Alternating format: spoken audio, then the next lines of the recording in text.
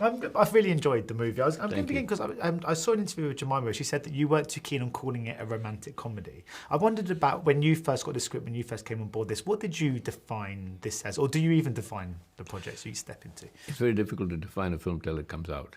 Then it forms its own definition, and every audience member has their own definition because they see the story from their point of view, and that's what becomes important. To tell a story with enough gaps that people can actually recognize their own story in it. So sometimes when people say rom-com, we're going to make audience laugh. Okay, all right, then what? So the only reason I don't want to define it as a rom-com is we were in the middle of a pandemic when we were making this film, and I realized that one of the things we had lost during the pandemic, and one of the things we realized during the pandemic, is we had forgotten how to hug each other. We had forgotten families, and if you notice during the pandemic, I want my mother, I want my grandmother, I want my brother. And I thought, why didn't we realize it before? So I think that also influenced me to an extent in the way I was making the film, that's the world that remember, that's what the world. And if we do it in the concept of a rom-com, that's fine. But, it's a rom-emo-com, romantic, emotional comedy. Rom-emo-com. How's that? Does that sound good? Yeah. Right?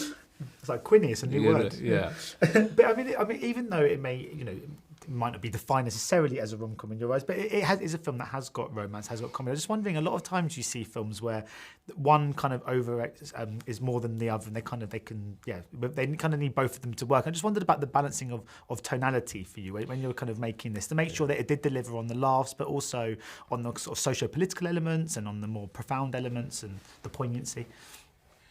For me, the idea was intimacy, right? When I first looked at the script, the first thing that hit me was Zoe was a character that I've always wondered about. What does being on, what does looking for sex online mean? What does it all mean? What are you doing? Why? And everybody's doing it. Unabashedly, we're doing it. So there's nothing, obviously, no morality in it anymore, but everybody's looking for intimacy. The search for intimacy was my first idea. So search for love, search for marriage, and so instant intimacy or intimacy that grows after a relationship. That's what got me in this film. Is like, let's examine that.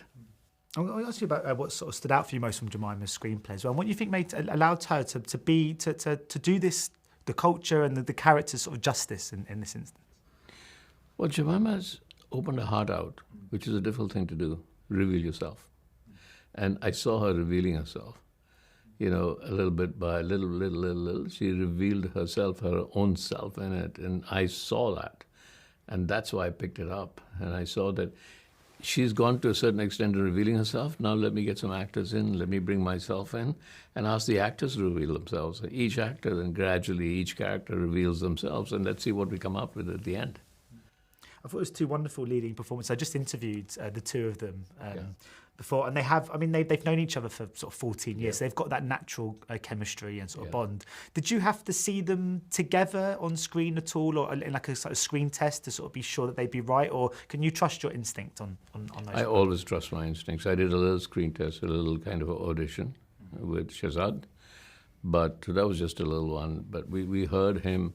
I knew that they were very good friends, and that helped me actually, because they were quite comfortable with each other in finding things like the table tennis scene. That actually wasn't there in the script. One day I called them and they were playing table tennis. I said, come on, tell me how good you are. And we talked a lot about table tennis. And as I started to think, that's how the table tennis scene landed. If I had not heard that they were playing table tennis in somewhere, I would have just said, wouldn't have thought about it. So yes, their relationship created moments in the film that may have never come there. I wanted to ask about that table tennis scene. Was it a nightmare for continuity? Because they're kind of going back and forth, and you had to do a few different shots. And I kept watching it, and I kept noticing it always looked like every shot was in sequence. How was that kind of to put together, that shoot? Editing. There's a little thing called editing. Yeah. But because they were good at it, it made it easier. It was a long rally. Yeah, it was a long rally, yes, absolutely. But it was fun. Yeah. And so everybody asked me, what do you mean they're playing table tennis in the middle of Westminster and near the Thames? And I said, why not? Just why not? The magic of the movies. Yeah. Well, thank you so much for your time, Tim. Much Thank you. appreciated. Best of luck Thank with the film. you. Cheers. Thank you. Thank Take you. care. Ladies and gentlemen, you're watching Hey You Guys. Hey, you guys, huh? Hey, you guys. Is that from the Goonies? It is indeed, yes. Nice. Hey!